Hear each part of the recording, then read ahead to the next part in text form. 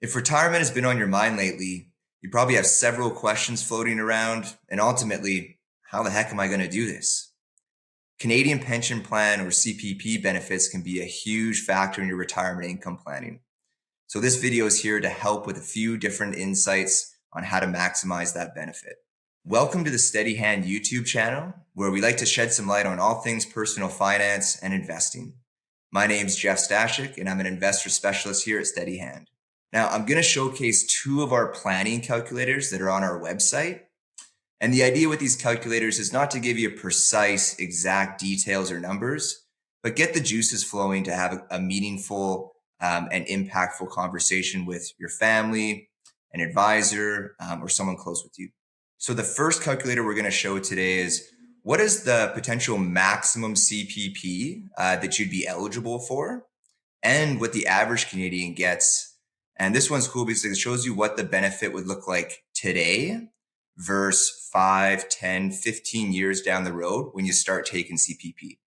So let's have a look at this calculator. Okay, so now we're at the Canadian Pension Plan and the Old Age Security Benefit calculator. Now, Old Age Security is also a government benefit that Canadians get at age 65. So let's run through an example here of, let's say we're working with somebody that's 55 years old and they want to retire in 10 years at age 65. So we've got 10 years until we're going to take the CPP. So we're going to put that in the first section here. Now, inflation rate, we'll just kind of talk about this in general standards, but these two benefits, CPP and old age security, they're what's called indexed. So they will increase with the cost of living each year. So inflation rate, we can just say is going to go up with the cost of living that increases each year. So typically for planning, because we don't know what the future holds, we typically use 2% for the average cost of living increase each year. So when we plug this in, we get some details here below. And the first section here is on the maximum annual benefit that a Canadian can get. And this is starting at age 65. And how you achieve the maximum is essentially you need to be, at an income that qualifies you for the maximum amount that's allowable to contribute to CPP. Now, for this year in 2024, the maximum somebody could get from CPP is just over 16,000 right here. And if we project it out 10 years, when you start taking the benefit, that 16,000 and change is going to grow by 2% each year with the increase in cost of living. So in 10 years, you're going to get just under $20,000 from your Canadian pension benefit if you've contributed the maximum for your working career. Now, old age security is also in here as well. And that's where we'd be looking at $10,430 after 10 years of 2% growth. Now, this is where we can also have a look at to see what the average Canadian gets, because not everybody puts the maximum amount into CPP based on their income. So this is what the average would be for 2023, which would be just over $9,000. And if we project that out 10 years again, the average Canadian is going to get just over $11,000 in CPP benefits. So this is a good tool just to kind of, again, get the juices flowing, see what your benefits might look like in, again, 5, 10, 15 years when you are thinking about retiring. Okay, so now that we have an idea of what amount we're going to get in CPP when we choose to retire, let's talk about some flexibility that CPP has.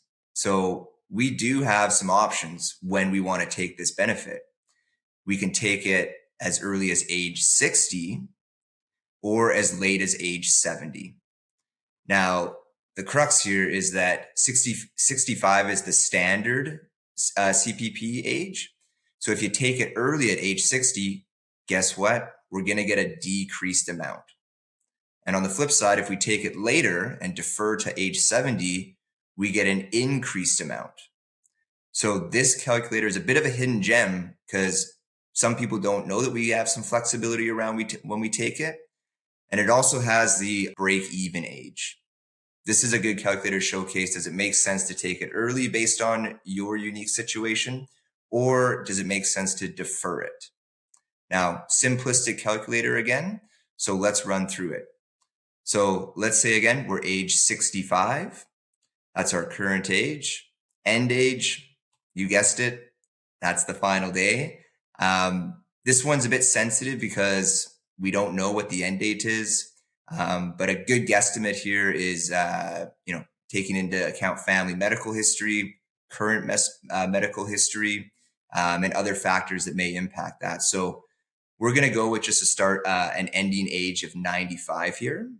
So the next section here is what is our earliest starting age and what is our latest starting age. So we'll just max it out here, earliest at age 60, latest at age 70 to take it.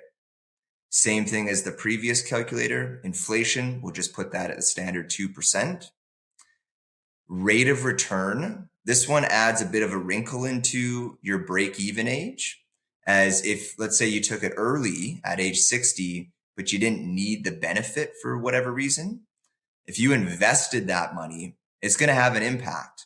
So we'll just use the standard, balanced portfolio after fees and everything, and we'll just use a 4% rate of return. And as mentioned on the previous calculator as well, some Canadians are going to get the maximum benefit, some are going to get the average. So a great place to have a check-in on this is you can actually see a lot of your CPP contribution details on your Service Canada site. So feel free to log in there to get a good picture. But you can also too just make some estimates as well, because again, this calculator isn't here to be precise. So we can either be 100%, we've been making the maximum contributions throughout our working career, or we can just go with the standard, kind of 75%, which the calculator kind of inputs automatically. So now we'll scroll down and see what the outputs are here. So you can see here this blue line. This is if you started taking CPP at age 60. So you're going to get that decreased amount, but you can see it wins out. You get the most out of the benefit up until age 79. And that's because you got a 10-year head start on payments. You've been getting 10 years of extra payments pretty much, as opposed to taking at 70. So that's where this break-even age, the magic here is that if we defer till age 70, we miss out on 10 years worth of payments right here. But that increased benefit after age 79 starts to greatly surpass taking it early at a decreased amount at age 60. And every year that ticks on, you can see that gap grows here. So this is a great tool just to kind of get a sense. It's a bit intimate. It's a bit personal. So you can use this calculator based on what's going on with your life. And we hope this helps just kind of start getting the juices flowing. On that note, because this is such a gentle first step into this, our investor specialist team at Steadyhand, we're always here to help dive in and have a deeper conversation and get more granular with this. We also have a great network of advice-only financial planners if we need a much deeper dive into retirement income planning. So feel free to reach out. You can always email us, phone us, or you can book a meeting through the website on our contact page here. Feel free to stay up to date with what's going on at Steadyhand by subscribing to our Steadyhand YouTube channel to get lots more helpful videos like this one.